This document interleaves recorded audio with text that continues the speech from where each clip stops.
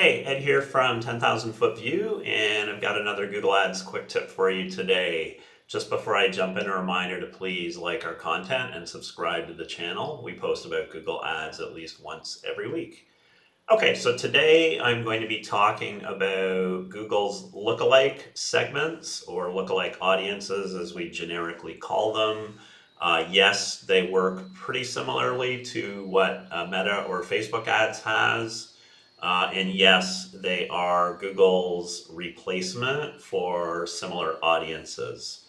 So first and foremost, where can you use lookalike segments? Well, right now you can only use them on demand gen campaigns and nowhere else. I do expect that if there's a good amount of traction on lookalikes, that Google will start rolling them out for display and YouTube campaigns.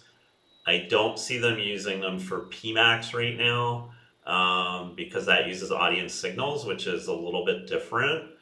I mean, conceivably they could do it, but I think that they probably are more likely going to trend towards using audience signals. And in fact, we've seen recently in demand gen, at least in testing, that Google is allowing you to use audience signals. So it could be that lookalikes are not going to stick around. I would like them to because I think it's a little more elegant of a solution than the audience signals, which is more cumbersome and less specific. But I'm going to run through how to use lookalikes, at least for here and now. We can use them, and I do believe it is a good method of targeting. So lookalikes, first off, are based off of, it could be three different seed lists, if you will. One would be customer lists, right? So these could be uploaded lists to your account.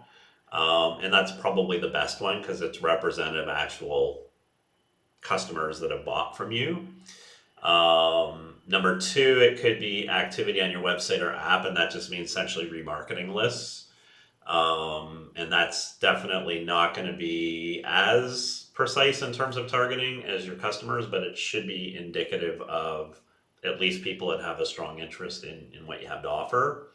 And then number three, engagement on your YouTube content. And I would say that's like the third or the worst segment to use for lookalikes, just because it's pretty wishy-washy, high in the funnel stuff. Anyway, so those are the different list types that you can use as your seed. And then in terms of setting up the lookalike in demand gen, you have three targeting levels or options. And this is kind of similar to what Meta does, but the numbers are a little different. So they have narrow, balanced, and broad matching. The narrow matching uses 2.5% of users in your ads target location. So this is similar to like in the, if you target the US in Meta ads and you choose 1%, it's 1% of that entire population of Facebook users that are targetable. So in this case, it's just a bit higher. It's 2.5%. And then the balanced one is 5%, which just represents a larger group of people, right? So it's less specific, less targeted.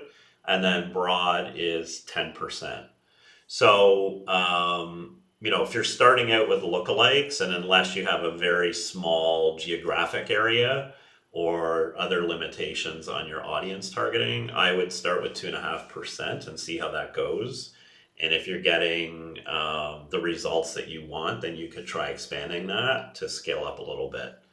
But that's basically it. The requirements to use lookalikes are really a low bar. You'll need 100 users, but I would strongly recommend that any list that you run a lookalike off, you should have at least 2,000 matched users. Because if you use a data set that's like 250 users, it's just going to be really hard for Google to figure out what lookalikes actually look like, right? Or what they look like. So that's lookalikes. I mean, I think it's a really good method of targeting. Demand gen, we always have to keep in mind that it's not really a campaign that's going to get a super efficient cost per conversion or return on ad spend compared to search or PMAX, because it is meant to run a little further up the funnel.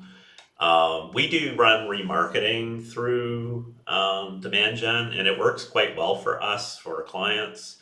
Um, we find it outperforms display, and there's a few reasons for that. One just being its premium inventory, so that you're not serving your ads on a bunch of crappy placements.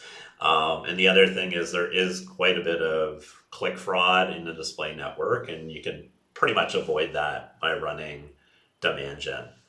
But that said, lookalikes definitely effective to getting in front of the right people that are going to be similar and similar audiences to your core customers. So a short one today. That is it for now. I hope you found this video informative, and I will see you next time.